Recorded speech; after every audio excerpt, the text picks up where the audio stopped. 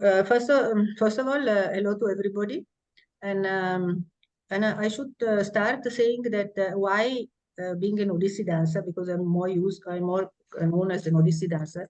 I have been interested in study the Paika history and visiting them and noting down all their steps and technique. And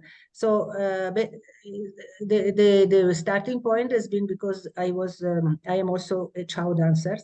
As a chow dancer, naturally, at a certain point, I wanted to go back in history and find out the martial origin of this dance, and to find out whatever it was still existing, and kinetically, from the kinetic point of view, from the steps and movement, body movement point of view, I wanted to see how much of the Paika technique has been and how the transformation happened between the Paika, the martial art training, which was only for keeping themselves fit for the battle, and from there, how it became a form of dance. So I wanted to study these different passages. But then, as usually, what happened in Odisha is that once you go and study something, you cannot isolate that. So you cannot just extract one movement and think that it's over. I mean, once I entered into the different villages of the Paika, each villages had a history behind. The Paikons themselves were involved with certain rituals. The rituals had myths behind. The Gramadevati of each village was different, had a story. So the things get enlarged, and it became whatever it was supposed to be only from the dance point of view. It became a study in which I realized that Paika not only were existing as a community, but also their history, their importance of their history in the Odisha, and which is, according to me, not enough highlighted. And so also their condition, their condition nowadays, because their own art, their own practice is not encouraged. It doesn't fit either as a sport. It doesn't fit as a culture. It doesn't fit. So there is not a proper department of the government who's taking is looking after that. So into it. That gave me the wish to do something for them, because these people, wherever I was going, they were so generous in showing under the heat and dust. In the dust, they were so, as soon as they understood that there was somebody who was interested in their practice, in their art, so they were so eager. Even old Ustad, they were so eager to show and to them to tell to the world that they were still alive. So this prompted me to present a scheme to the government at that time, 94, 95, when Biju Patnaik was there, and to open an academy for the Paika training. So he immediately accepted, because he was that type of chief minister. So the academy started in Gurujang, which is 1 kilometer from Khurda, and we put a syllabus. We frame a syllabus. Some ustad were being recruited from different villages. Some students also were being selected, and some scholarship was being given. So unfortunately, it lasted only for 2 years, because after that the government changed, became Congress, and that sports department was looking after that. But after that, even when the Naveen Patnaik came back, and the same government came back, I was not able to present and to have anybody who would respond with the same promptness which Biju Patnaik showed. Now it seems that the government is doing something. Let's hope. So this was the premises to why I became interested in. So I'll be reading this kind of article. So a little bit about the history of the Paikas, or infantry soldier of Odisha, which one more thing is that this gave me the possibility to explore the military aspect of the culture, because the devotional aspect was very much there in the Odissi and all these things. But I think that both this aspect, the devotional and the military, are two important elements in the Odisha history, and to understand the evolution of the Odisha culture. So the history of the Paikas, which is infantry soldiers of Odisha, is interwoven inextricably with the region history and feudal structure, which existed from the 8th century onwards till the time of British domination in the 19th century. Denominated in different ways under subsequent rulers, the vassal states located around and along the frontiers of the sovereign power were supposed to check the aggressive design of the neighboring kingdoms in exchange for a certain degree of autonomy from the central command. The chiefs of these 45 states had to protect the central region from foreign invasions, render military assistance by supplying certain contingents of troops, and pay a nominal tribute in cash or kinds as mark of submission. To fulfill this military obligation, as well as to ensure their own safety, the hill chiefs maintained their own well-trained local militia, who would be ready to attack whenever required. Thus, portions of lands from their estates were given free of cost to certain officers called Garnaiks, who were responsible for training the members of an entire village. Under them was a captain called Dholabhera, and above the head of a larger group of soldiers was the Sardar, who was privileged enough to receive one or more villages free of rent with a monthly pay as well. These villages were scattered around important forts located at vulnerable points along the border of each state. Their inhabitants, who mainly belonged to the Khandayat community, would cultivate the land given to them free of cost, the Jagirs, in time of peace. At the same time, they kept themselves in perfect physical condition for combat through regular exercises and training, which were conducted in the Akhada or gymnasium. During the war, the contingent of foot soldiers of Paika, the words derived from the Sanskrit word Padatik, along with their leaders, constituted the bulk of the imperial army. Although Paikas are nowadays present in 8 out of the 30 districts of Odisha, they are concentrated in major number in the Khurda.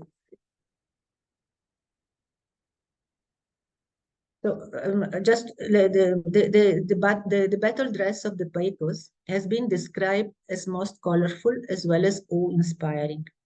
When they marched into battle, their bodies were smeared with a mixture of turmeric oil, while on their foreheads were marks of vermilion and kasturi. A turban called pagadi was tightly wrapped around the head as a protective as well as decorative element and a sign of distinction. A tiger skin securely fastened at the waist by a chori or rope draped the lower portion of the body, while above, from the navel upwards to the chest, was the armor. An important element of the attire was the kacha or underwear, which was supposed to be tied in such a manner as to allow free movement of the limbs while keeping the hips tight. Ornaments such as Rupachandi, Gantimala, Bhaganaki, Ghagudi, little bells around the ankles, are also mentioned as part of the attire. The costume and ornaments are described in a 17th century manuscript called Paiko Keda, written by the Oriya poet Champati Rai, and are still worn by the Naga dancers from the Sai Jatra held in Puri every year on the occasion of the Ramanovami celebrations. Among the weapons which are still in use are the single-bladed sword with a full handle, Hasta Bhara Khanda, the double-bladed sword, Khadga, shield, Dhala, carved knife, Bankachuri, bow and arrow, dagger, Katari, iron javelin, Barcha, the spear, Ita, club, Mudgara, and various types of sticks, Bari or Lati. Pikes used to train their muscle by lifting heavy round stones, Sirapatra, iron chains, nijam, iron balls, and such forth, and also by confronting horned animals such as rams and bulls.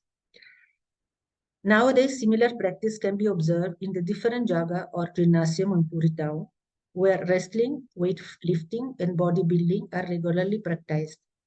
To gain control and precision in handling the weapons, Paiks developed particular exercises which are still practiced. This included cutting with a single stroke of the sword a raw banana placed on another abdomen, or breaking a coconut placed on a person's head with a single stroke of an axe.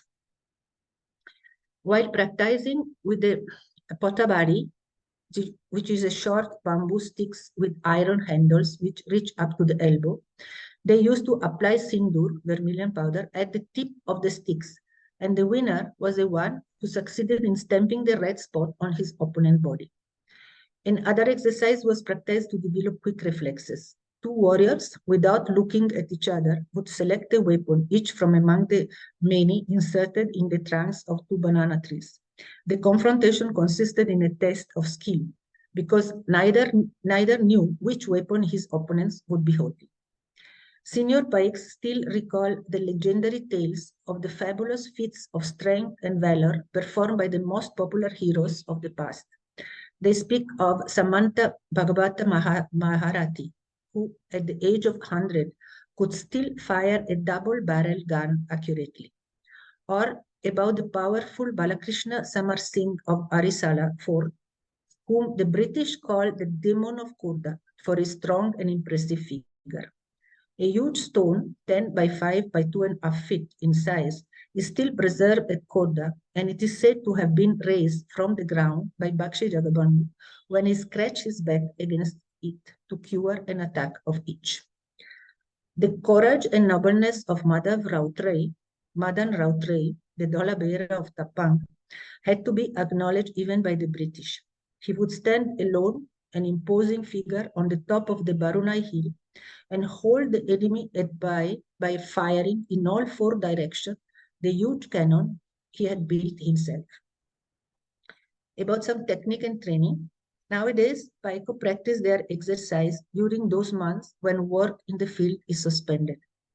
Although ritually the training begins on the day of Vijayadasami, it is interrupted soon after for the harvesting and thrashing operations, which keep them engaged during November and December. Winter is the most suitable season for the training practice, which always takes place in open space or arcadas situated inside the village area.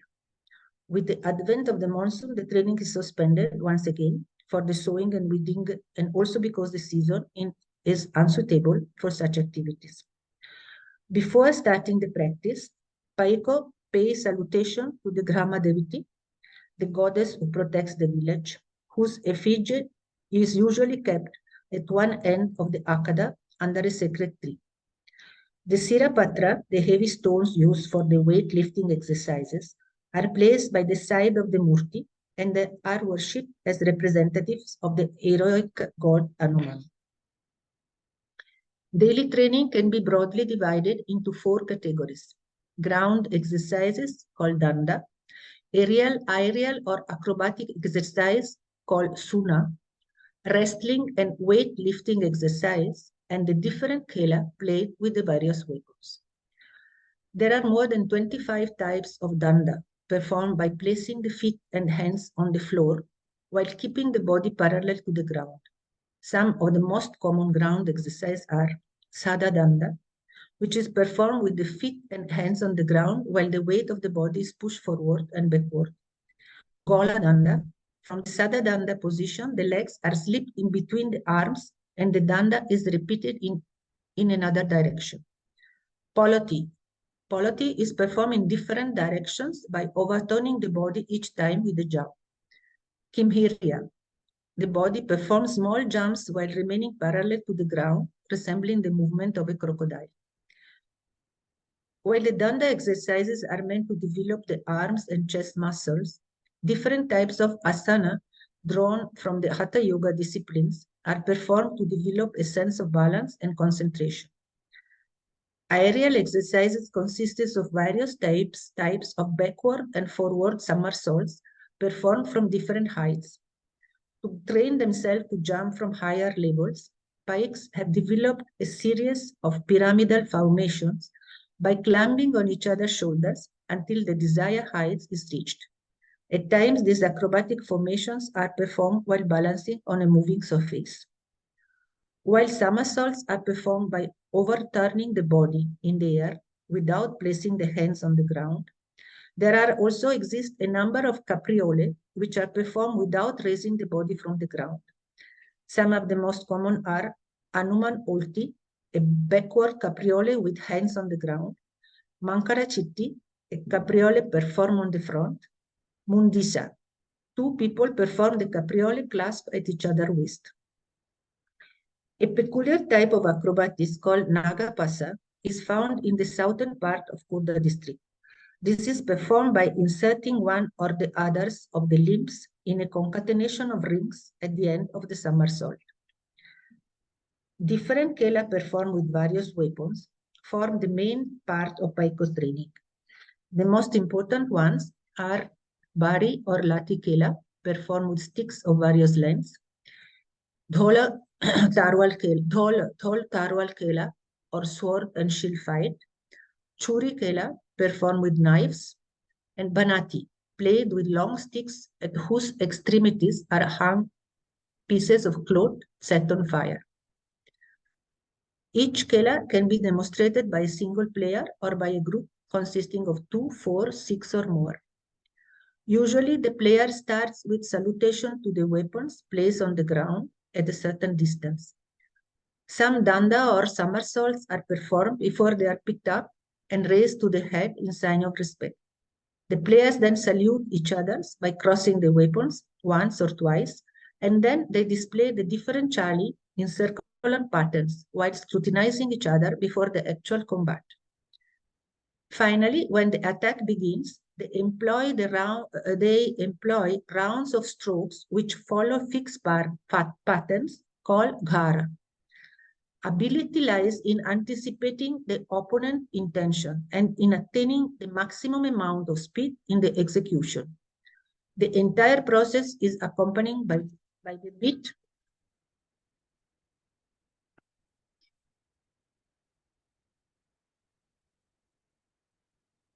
sorry. The entire process is accompanied by the beat of the tholo, which stimulates each phase of the training. It is believed that in the past, Paika were able to twirl their weapons with such speed that the smallest stone could not pass through. Nowadays, financial constraints and lack of public recognition and support has caused a deterioration in the standard of the training.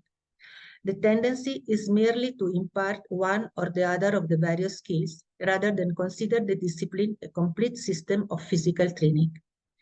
Knowledge is scattered here and there. Each group remembers only a limited number of exercises, and due to lack of interaction among the different akadas, each tends to perpetuate only a limited portion of the skill. Some rituals. In most of the villages, Paikas are organized into a sangha or association under the leadership of a group leader who has the task to organize the funds to support the activities of the group. Often, in a single village, more than one group is active, each with its own akada or ustad. The different groups come together once a year during Durga Puja celebrations, the most important event of the year. The puja starts on Saptami day, when each of the groups collect and place their weapons in a corner of their respective akada and worship them by washing and smearing them with oil and sindur powder. For 3 days, the weapons will not be used until the Sami day, when in the early afternoon, the ustad distribute them to each of the students. To mark the beginning of the training, each item is demonstrated for a short while. Towards evening, all the Paikas collect before the main shrine, from where the procession accompanying the various effigies of the Devi moves towards the Dasara Podia, or on the outskirts of the village. All along the way, Paiks proceed in a special chali called Danduali, holding their lati and swords in their hands. After reaching the podia, they demonstrate their skill by enacting the different khela in front of an audience, consisting of the Dhola Behera, who on this occasion represents the king, the murtis of the Devi, and the public. In the past, on this very day, delegation of Paika from each village used to congregate in front of the king palace at Puri and invite him to witness their demonstration by addressing him with special recitation called Dhaka, in which all the Gajapati royal titles were enunciated. The king would then confer honorary titles and prizes on the most deserving Paikas. One Dhaka is here translated, O you Paiko, standing like a lion, steady as the eyelids of a crow, with the gait of a snake and the ferocity of a tiger, become a master warrior like Indra in heaven. Become a master warrior like Indra in heaven on this earth. No, sorry, like Indra in heaven. On this earth, we have a mighty king, on whose head rests a warrior like turban. No enemy can stand before him. The shield adorns his shoulder, and the sword protects him. Lack of people salute to thee, O king. So this is one of the Dhaka. Immediately after the Virabaja, or thunderous beats of the drums and trumpets, and the entrance of the dancer in circular formation with Dira Chali, this and similar hymns on salutation of the king were sung before the various numbers of skill with weapons were displayed. Another ritual which involves Paikas takes place in the month of April, called Dandanatha. This ritual is very common along the coastal area of Odisha and involves discipline and self-control over mind and body. The ritual begins 13 days before Pana Sankranti, which usually falls towards the 13th or 14th of April, and it is performed in honor of Shiva and Shakti by a number of devotees who act under a vow. They fast and perform different physical exertion during the day, and in the night enact songs and dances in front of different houses in the village. Although the participants are from all strata of society, the major part of them are Paiku. The main Dandua who leads the ritual is often the Ostad or the group leader of the local Akara. The ritual reaches its climax on the last 2 days before Sankranti, when daring feats such as hanging upside down over the fire or walking on burning coals are performed. About a little bit about the dance. Among the most interesting items of the Paiko dance repertoire are the ones in which 2 swords or 2 lati are handled simultaneously by a single performer. The movements of the 2 weapons, mainly woven in circular patterns around the neck of the performer, are exhibited with such dexterity and speed that it is said the smallest stone could not pass through. Among the group formations, the most interesting are the ones called Chakravyu, in which a group of 6 or more dancers armed with swords or sticks attacks and surrounds a single one, usually the senior most of the group, and is held at bay by him. In another type of choreographic formation, a circle of dancers, while fighting with latis, keep on exchanging partners at the rhythm which becomes faster and faster. Some of the skills are displayed while walking on short stilts tied at the calves. While dancing on the stilt, the dancer displays various rotating movements with the clubs or the sticks. Tricks and acrobatic played with fire-lit instrument banati are also part of the performance. An important role is played by the main drummer. In many villages, I have seen how, before starting the performance, the dancer builds up the mood by challenging the drummer, who responds to the provocation with cries, beats of the drums, and vigorous steps forward and backward. The drum or dholo is kept hanging from the neck and played with sticks. The rhythmic variations played on the drum are not many, but are highly supportive and stimulating for the performer. and by increasing and decreasing in speed, follow very closely the course of the action. Along with the drums, the sound of different variety of wind instruments, shnai, unga, beri, mahuri, charge the atmosphere and the minds of performers and spectators with excitement and heroic sentiments. The training and preliminary exercise are an interesting blending of different physical disciplines. Pranayama exercise for breath control and different yoga asana are practiced along with the varieties of ground exercise, danda, and acrobatic somersault suna. Some special exercise of isolation and activation of different muscles of the body are also part of the preliminary training.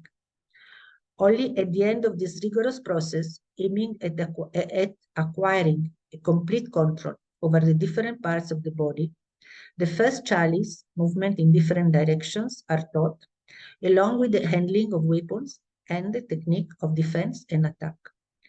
Nowadays, the tradition is kept alive with great difficulty due to poor condition of living and lack of financial support and recognition. Whatever remains of the art is important not only as a surviving tradition of a glorious past, but also as a research material for tracing back the origin of other forms of dances and martial practices, like the Parikanda Kela, sword and shield play, and the Chow dances of the hilly areas of North Odisha, Mayurbanji, Bonai, and Nilgiri. The process of transformation from the crude martial exercise of the Paika to the codified and articulate grammar of the Chow dances has not yet been studied in a systematic way, with a methodology of research based on a comparative study of movements belonging to the various phases. The fertile hilly tract of North Orissa, rich in tribal songs and dances, did not take long in assimilating these physical techniques into its local tunes and folk rhythms. The active intervention and patronization by members of the royal families of the states have been determinant in this process of assimilation. Due to their active interest and support, in fact, what was simply a series of exercises executed for body fitness became an elaborate art of entertainment with an articulate dance grammar, repertoire of items, and musical accompaniment. From the training and practice of the Paiko still existent in the villages of coastal Orissa, through the Parikanda form as practiced in Seraikela, the Paiko and Katinacha still alive in some area of Bengal, and the Rukmar Nacha, defense and attack of Baripada, to the vigorous and refined movements of the Chow dances, the thread is one, and at the same time multifarious, to be studied both in its historical and kinetic aspect. In tracing back the history of the present forms of classical dances, their ritualistic and religious origins have generally been more emphasized than their martial derivation, in spite of the fact that in the Natya Shastra, the reference to posture and gestures related to the art of combat are very often referred to when describing basic chali and stanaka used in dance. In the course of time, the acrobatic and more vigorous exercises have been severed not only from the repertoire of the classical dances, but also from the training process of the dance students, leaving out an important feature of understanding and control over the body. In tune with Bharata Muni's description of the first stage performance as a battle between demons and gods, the Akhara in the villages of Orissa, acting as centers of cultural confluence, teach us about the necessity to rediscover and to save the precious heritage of the Paiko martial training, if we don't want to miss an important link towards a more complete and comprehensive conception of body culture. So this is what I sort of synthesized some of the aspects, different aspects between the technique, the rituals, and a little bit of history, which my research was done under a course of few years under the sponsors under the funds received by Indira Gandhi National Center for the Arts and Ford Foundation. And it was later on assembled into a book, in two books actually. One, it is on the only center on the Paika, and where I have kept the martial tradition of Odisha is called, where I kept my each village. I've reported in each chapter one village with the name of the Paiko, their training, their history, village by village. And the second book, more recent, is the martial tradition of in India in general, where I talk a little bit about Kalaripayato from Kerala, Tangta from Manipur, from the Latikela from Tamil Nadu, so Malakam from Maharashtra, different martial art. And the second part of the book, I again re-examine the Paiko training in Orissa. So this is what I mean, my as I said, my starting point, it was more technical. It's still technical, but in the course of the research, I could touch various other aspects which are related to that. So I don't know if we want to open now the discussion. Yes, thank you, madam. Actually, it was very illuminating and in-depth analysis of the martial arts of Khurda Paikas. Madam, this particular video would be going to a global community and kind of serving as a information or knowledge base. So we had planned to give one short introduction about you, including the main video. So my friend Sanjay, allow my friend Sanjay to make a small introduction about your work. So without which it would be incomplete. Sanjay, can you please give one introduction of Ileana Citaristi madam's work? And after that, we'll open it for question and answer, right?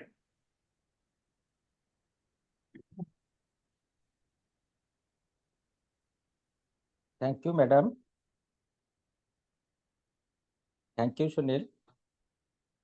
Actually, I should have given it at the beginning of the talk. Today, we have one of the top exponents of Odissi dance and Chau dance, Padma Shri Dr. Ileana Citaristi, as our speaker. She is the first dancer of foreign origin to be conferred the Padma Shri Award for her contributions to Odissi dance. Born and brought up in Italy, she spent 5 years as an actress in traditional and experimental theatre in Europe. Then she came to Kerala, where she spent 3 rigorous months studying Kathakali, and since 1979, she has been living in Odisha.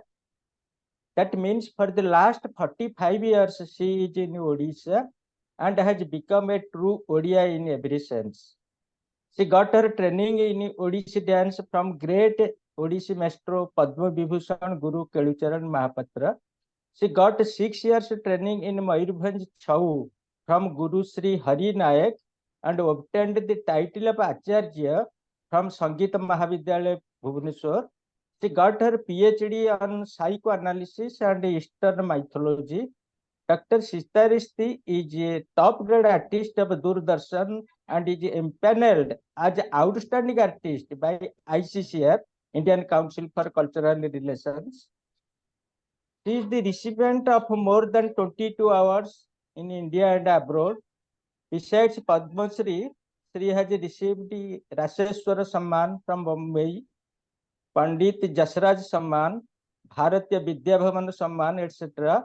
In 1996, she has won the National Film Award for her dance direction in Aparna Sen's Bengali film Jugant. She has got more than 40 innovative choreographies in Odissi and Chau. As a top celebrity performer of Odissi and Chau, Dr. Citaristi has given performances in all major dance festivals in India as well as in 19 other countries, such as Italy, Argentina, Poland, France, Germany, Holland, Denmark, Malaysia, Hong Kong, Japan, USA, Australia, Israel, Spain, Poland, South Korea, Canada, Peru, and Portugal. She has got a number of research publications and books to her credit.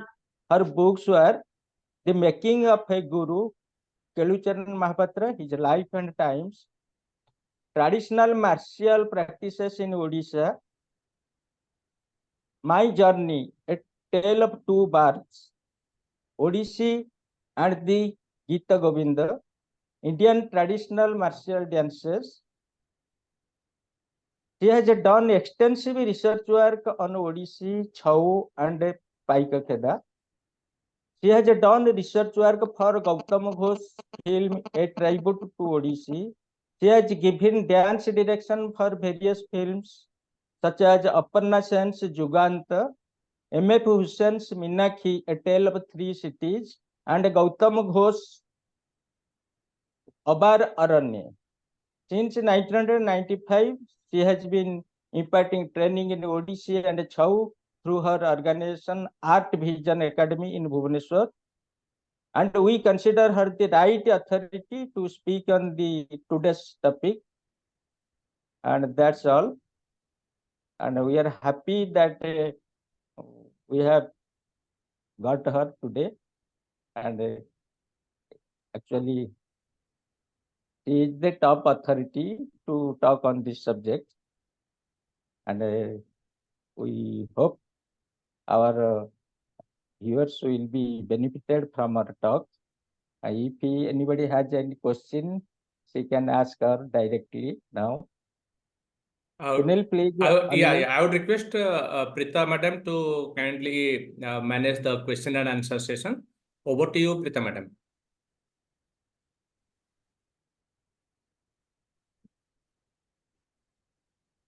बहुत बहुत धन्यवाद Citaristi madam, आपको बहुत धन्यवाद. It was like absolutely enlightening talk today. Lots of things to learn.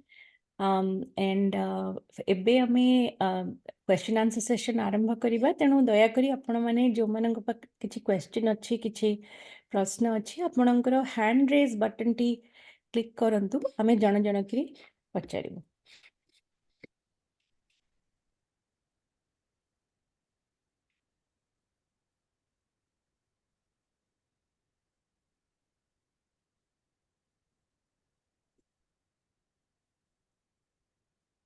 आपण माने hand raise गोटे icon अछि तळे देखि परिबे जूम रो. जदि किछि आपण मानंगर किछि प्रश्न थाए दयाकरी हैंड रेज बटन टी क्लिक करंतु.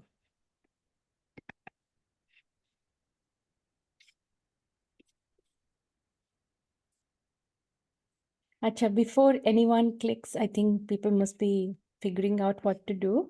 So can I ask you a question, madam? Sure. With your permission.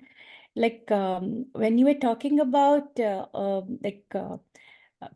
starting like to rejuvenate and reintroduce the lost arts and to make people more aware about these like important part of our heritage and about the school and the institute you had started and everything. So like I just wanted to know, like right now at this point of time, what are the things which are actually being done at the ground level? And like just a short something that people from across the globe will watch this, they'll also know like exactly how people also can contribute to it, or how we should be aware about these things and how we can think more about conserving such parts of our culture. So yeah, could you please highlight upon that? Thank you. Yeah, well, I suppose, as I said, I think the government has has a plan now finally to build a institution for the Paika training. Till the time when I gave that proposal, I had already founded it was a vocational training construction building, which was not used. So I already spotted the building. So immediately we could start the training. If you start from the building, it will take more time.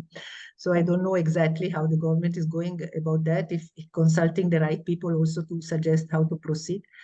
Because once you start the institution, then you need the right people to frame the syllabus. And not many people has done this kind of work to collect from the different ustad, to correct the exercise, to make a list of it, to make a list of the danda, make a list of the sunnah, make a list of the ulti, to teach in a systematic way.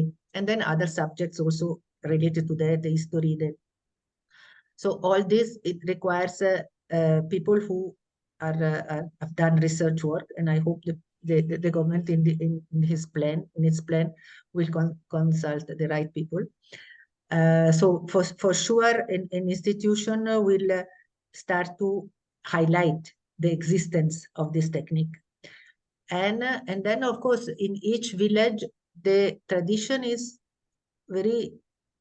is continuing, but only once or twice a year when these rituals are there, is still very much linked to the Dasara, where I remember in the canal, when I had done the shooting of that, it was the Raja, the Singhdeo, the Canal Raja, he was observing, and I think is still doing the ritual in Dasara. But the Paika are just nowadays very few, and they're doing a little bit the procession, accompanying back the king to the palace, and then do a little bit of still, but it's reduced to almost nothing. So in the different villages, they don't have incentive to do much more. Some of the troop now, one or two of the group has been a little bit put together, and they're having some exposure, and they've got a leader who is literate, and the leader who is able to promote the group for outside demonstration. See, the problem is also when like I had organized a festival of martial art, which is still going on at Doli, and then it became Kalinga History. And so I remember that not only for the Paika, also for the other martial art of India, when we were asking them to perform on a proscenium stage. Proscenium stage, it was open air stage, of course, but it demanded a little bit of entry, exit, a little bit of systematic serial of items. So which for this more crude type of martial art was not so easy to and so for Paika, the other one were a little more already used to that from Kerala. Is the Kalaripayattu was a little more exposed to this kind of performances. The Paika were the most crude probably, and the most unable to create something which would not be really a performance, but presentable in a kind of festival of this type. So probably also the direction given by an outsider, maybe also it expose a Chow dancer, for example, a Chow guru could collaborate with them to streamline certain things, just to make the art more fit for a performative occasion. And then of course they encourage the ustad to have students to whom to teach, so that they can recollect and remember their training. They need guidance, basically. I think a little bit of guidance, not to change anything or to destroy anything, but to actually to render their training a little more systematic, and to recover many of the part of the training which has been lost. So as I was saying, one ustad remembers 2 or 3 exercises, but when I collected from different parts, I made a list of so many beautiful ground exercises that if it can be again gather and teach systematically, then the body culture can again be revived, because that was between the acrobatic, the breathing exercise, the muscle exercise, the warming up, it was really a very solid body culture, which was so when it becomes all scattered and few of these things remain, then it is just a things. Okay, I have to do few things, and then we'll do 2 minutes of Lati Kela, and then that is over. I mean, all the different ghar, also the different strokes. They're starting with 4-stroke, 5-stroke, 6-stroke, up to 16th stroke of in the fighting. All these were reduced to very little. So all this guidance is required. The academy or systematic training is required, and then also which department, sports department should it can be classified as a sport, and make it maybe as a competitive, that the dexterity on the wave, like there is a weightlifting things in the Paika also are doing that. So a certain part of the Paika training can be also competitive in a sport competition. So between culture and sport, they are not they are nowhere now. They are not classified into any of these two categories. So yeah, it's a very pity situation. I mean, the Kalaripayat in Kerala is much more developing and being practiced now and being taught even outside Kerala. There is a lot of demand. Also from people who are doing theater or dance, they're utilizing this movement for contemporary creation. And Tangta is almost all the people in Manipur are all female males, is part of their upbringing. It is not that you have to become a professional Tangta. It's part of the, so, and this is not happening here. So yeah, the situation is quite, it is really at the last stage. If something is not done now, I don't think it will remain.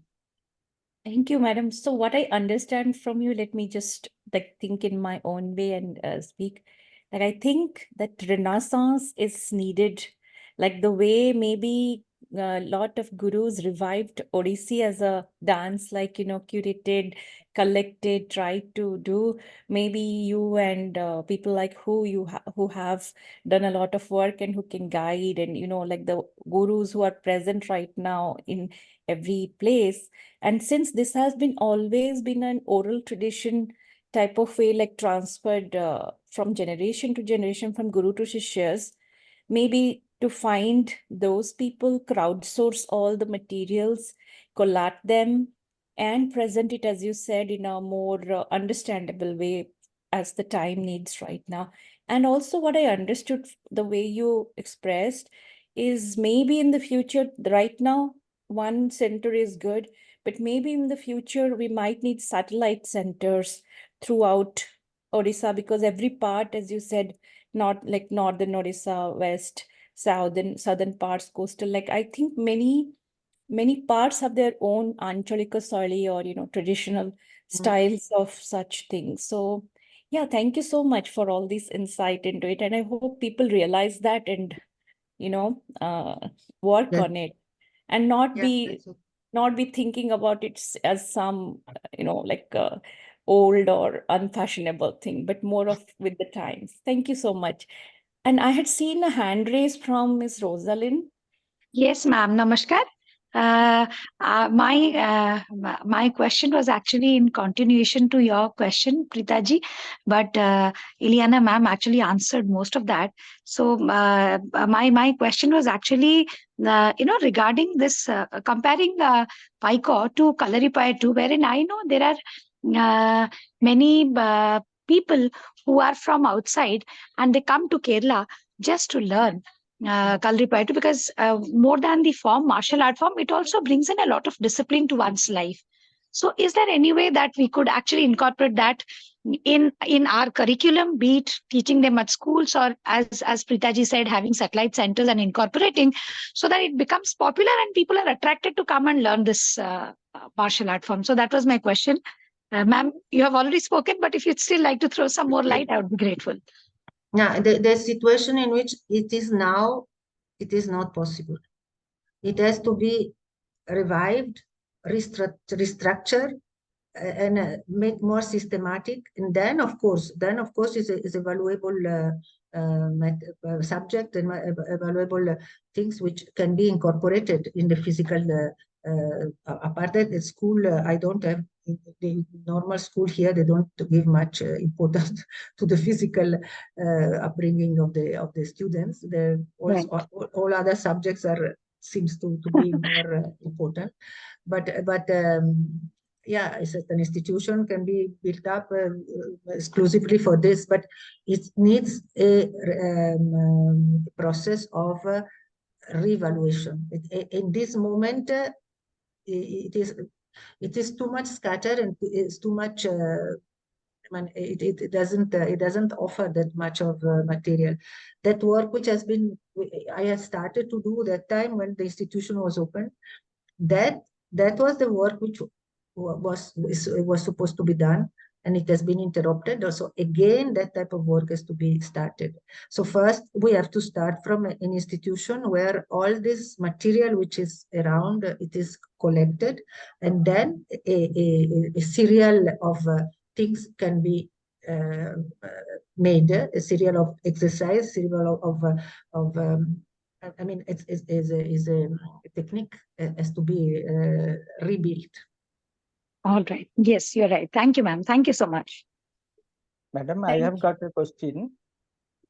As you know, Odia Buddhists took the religion of Buddhism to Tibet and China, and they were experts in martial arts because they were using it for self-protection. So do you think Chinese martial arts like Kung Fu originated from martial arts of Odisha? I can say. I don't think I've never found any particular motive for thinking that any Paika has traveled all over the things and reached the Far East and No, thought Buddhist monks. Buddhist, okay. I mean, but I don't know if there is any link between the Buddhism and the Paika. I have never found any of this up to now. Yeah. Okay, Sunil Babu has a question, I think. There is a raised hand. Yeah. Right. Madam, what I believe Paika is more about a group of people having skill in warfare, forming strategies to subdue the army. So, do we have any written account of formation of strategies? Like in a war situation, how the Paikas would go and form ambushes, or if they are in ambush, how to overdo the enemy? Do you have any such written strategies, or have you ever seen any such strategy playing like Warcraft? Right now, what we get to see is only one-to-one demonstration of skills, but actually it means forming a strategy to counter the enemy in a war situation. So do we have any such written written guidelines or procedures? The only this Paiko Khurda, which this is the Champati Rai book. I remember that it describes a lot about the costume and all these things, but I think there is also a little bit mention about the strategy in the battle. But it is, I mean, is the formation of the with the infantry in front, and then the horses, and then the elephants, and then this kind of formation of the army, of the imperial army. In those texts which talk about this, if there is a specific mention of the detailed mention of what the front infantry was doing, one should research about that specifically. From that angle, I didn't do the specific search from the angle of the combat, the real combat positions, right? Combat position, Right. but and also my probably when I was doing this research, I must have come across. Now it's quite a long time since I have left it, so I'm not so fresh. But I'm sure in some literature is there in which describes the some particular formations. I'm more acquainted with the formation of the I mean, the exercise and the warming up, not in the battle, but their skill they are exercising. So the formation of the choreographic formation, which they were. So how much? But I vaguely remember that was something regarding their formation in the battle.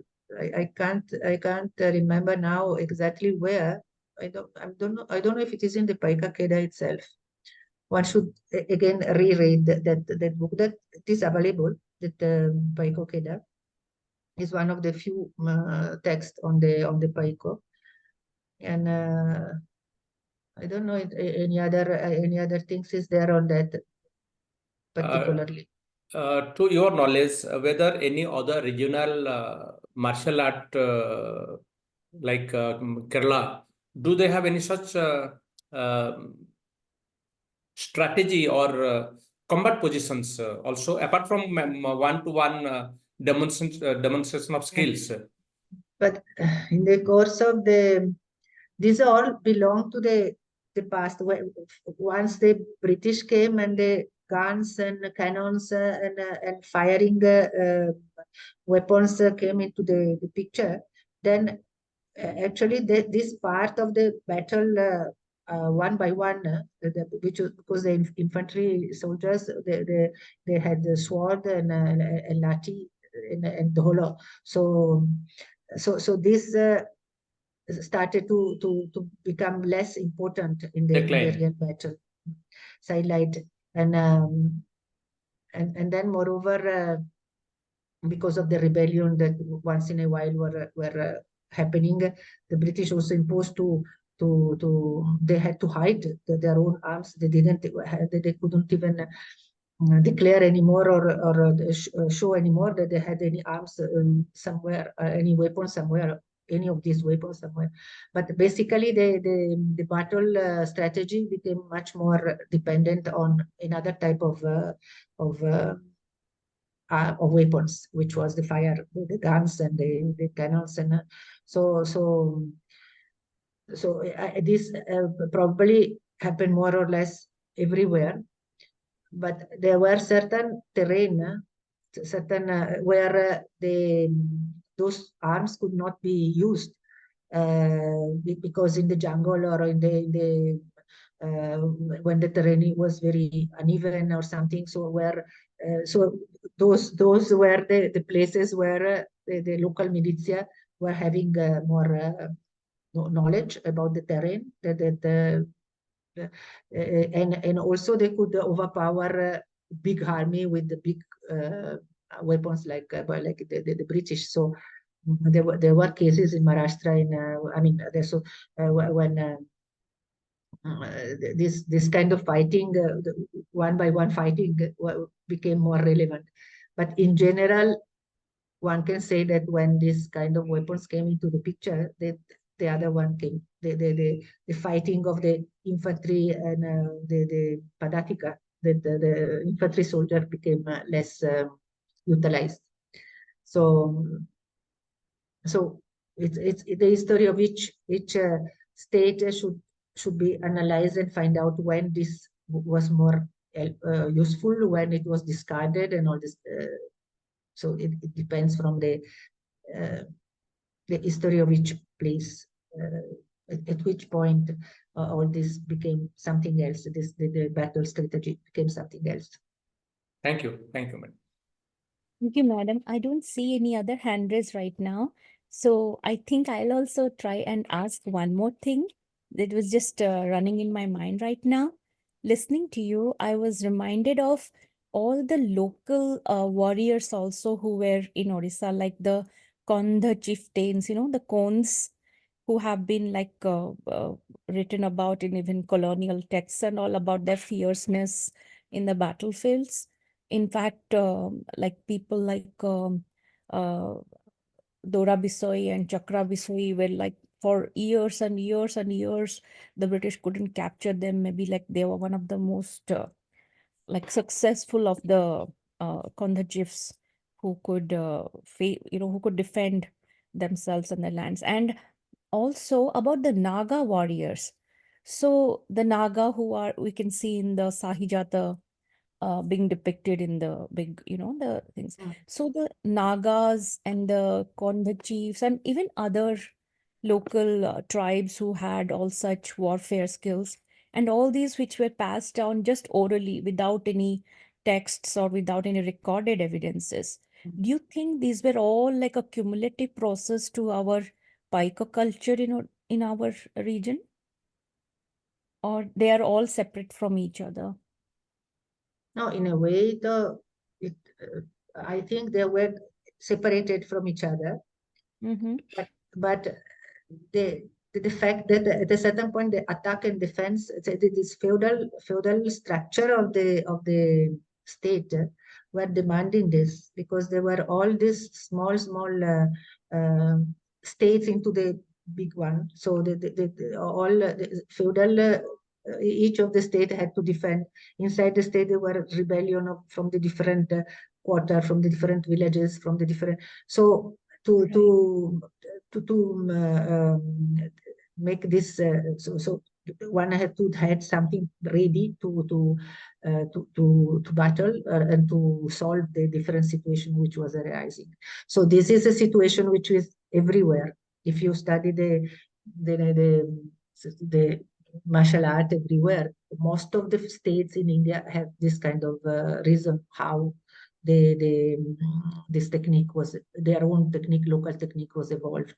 So because of the necessity to defend or to from the attacking of the neighbors to the limited. British came at a certain point, but before that, even the internal quarrels and internal fighting and internal the necessity to defend from the internal situation.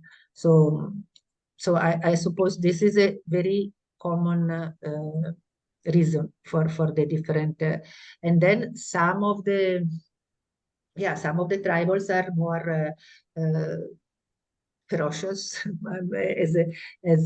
depends also from some are more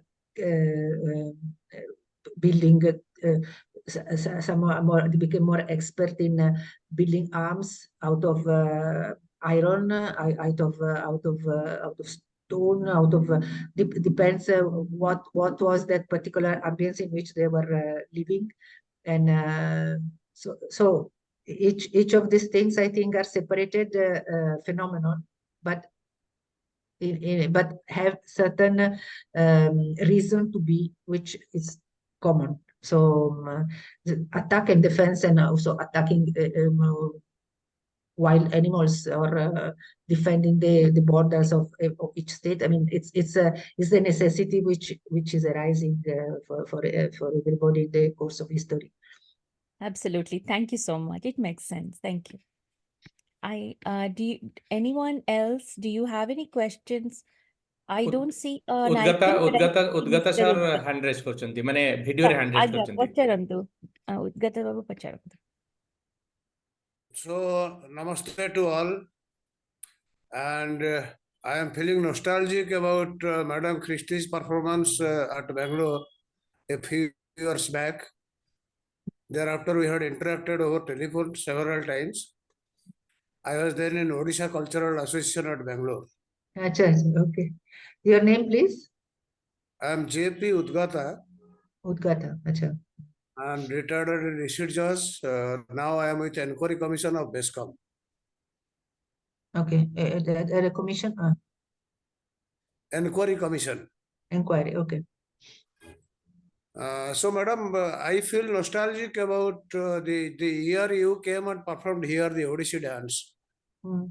At the same year, we had brought a troupe from Kalahandi. Mm. Ghumra was the dance. So there had been a long discussion here in this program about the collective projection of martial arts and the singular depiction.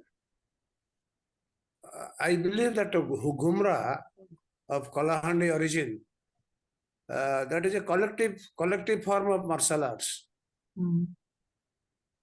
Of course, mainly it is a percussionist program, but they howl, they round, they challenge each other. So I feel it proper to bring to everybody's knowledge that not only we had a singular form of martial art of badi khela, khanda khela, churi khela, and all those things. Simultaneously in the culture of Puri, different akhadas of different mutts, there was a martial art form of sabeli phenka, throwing of pickaxe. Achha. So sabeli, I think you might have already come across just pickaxes. No, this I didn't know. To dig earth, a long iron rod is used. Mm. That is called sabala in Odia. Actually, it is crowbar. In English, they call it crowbar. Crowbar, yeah. Safford. Yeah, I know So what is that was being used as a weapon by the groups of sadhus who were taking shelter inside the precincts of Jagannath temple or at the periphery of Jagannath temple in different mutts. Achha. Palisai mutt, Basalisai mutt. They were Basalisai, of course. Previously, the madam was discussing about Naga dance, and I had read that when there were competitions among the different sahis or different hamlets of Puri town at that time, Basalisai people were predominant. They were warriors. So that Savali Phenka was a collective form of fighting. Safoli, what? Actually, Udgata sir, do you mean to say that they were using the sabala or the crowbar in in a fashion like throwing javelin? Not only javelin, it was being thrown in a different manner. It was being thrown as a javelin also, and it was also thrown rounding of the crowbar over the head. So if it hits somebody, it will hit somebody like a javelin. It would pierce the entire intestine or the this sternum region. And if it hits horizontally, it would make 4 or 5 persons lie on the earth. And this was used to defend the Puri temple. Yeah. Yes. Yeah, that's possible. And I would request you, madam, it is not a suggestion, it is a humble request to a senior personality like you. If you can come across a book, if you have come to learn Odia, reading Odia, then please revert to a book called name Niladri Vijay by our Surendra Mohanty, late Surendra Mohanty. And there in the warfare, you would find some terms like Suchi Buhya, Padma Buhya, Sakata Buhya. War formations, right? Pardon? War formations. Yeah, war formations. Okay. Okay, this is interesting. That is a reply to the previous question. If there are book on war formation, so this Niladri Vijay. Yes, madam. Okay, this one I have taken note. This is interesting. Thank you. I am in the process of translating it. Oh, that's good. And the earlier version, Nilasada, I have already translated. Manuscripts are already with me. Niladri Vijay, I am in the process of translation. This is a Surendra Mohanty, what you said, the author? Surendra Mohanty. Surendra Mohanty, okay. Good. It is That is published. It is available. The original version is available with Katak Student Store at Okay. Binod Vihari. Good. Thank you. One Mr. Nusingha Charan Mishra is there, the proprietor, one of the proprietors. Mm-hmm. And I know you are very familiar with our Katak city. Katak store, yeah, one of those bookstore in Katak. I have to remember now where it is, Katak store, but I'll find out. Katak Student Store. Yeah, I understand. And Nuri Bhaina, you can tell my name, he would help you to somehow fetch a book. Thank you. Thank you. We have 3 books on this similar manner: Nila Saida, Niladri Vijaya, and Krishna Benire Sandhya. So you are translating all 3. Regarding the valor of Odia Paikas. Okay. Thank you, Udgata sir. Yeah, very, very interesting. And so you are translating all 3 of them? Yeah. Good. But National Book Trust betrayed me in not publishing Nila Saida, and I am not getting a local publisher. Okay. No, I'm sure that now there are quite a few publishers here in Odisha. You keep on trying, for sure you will find the publishers. No, one of my lesser, even insignificant publications, a book, Sailatirtha Himalaya, got translated by me, and it got the acceptance. Whereas for Nila Saida, people are skeptical. Why? I don't know. Nila Soila or Lila Soila? Nila Saila. Lila Soila. Blue Mountain. Yeah. So no, I think that and this is a trilogy, so all of them could come as a trilogy. I mean, all 3 of them on the Yeah, it is a trilogy. Yes. Yeah. Okay. Good. This is good information. Thank you. Thank you, Udgata sir. Prita madam, should we, since there is no further questions from anyone, I don't see any hands raised, should we close today's meeting? Nishcha, absolutely. Thank you. Okay. I also don't see any more raised hands. Okay. So unless anyone doesn't have any more questions, please. And thank you again, Dr. Citaristi madam. Thank you so much. Prita madam, I would request you to kindly extend the vote of thanks and then declare this meeting closed. Okay. Okay.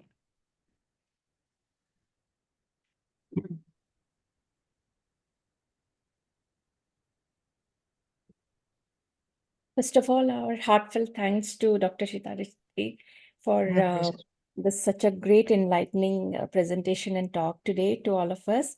And we would love to hear more about this, maybe another time, another talk on this, on Odissi and your other works. And ଆମର ଅଶେଷ ଧନ୍ୟବାଦ ଆପଣ ସମସ୍ତଙ୍କୁ ଯେଉଁମାନେ ଆଜିର ଏହି କାର୍ଯ୍ୟକ୍ରମରେ ଯୋଗଦାନ କରି ନିଜ ନିଜର ବକ୍ତବ୍ୟ ରଖିଲେ, କ୍ୱେଶ୍ଚିନ୍ସ ପଚାରିଲେ। ବହୁତ ଧନ୍ୟବାଦ ସମସ୍ତଙ୍କୁ। ଆମର ଏଣ୍ଟାୟାର ଟିମ୍ ତରଫରୁ ସମସ୍ତଙ୍କୁ ଧନ୍ୟବାଦ। ନମସ୍କାର, ଜୟ Jagannath. Namaskar. Thank you. Jai Jagannath.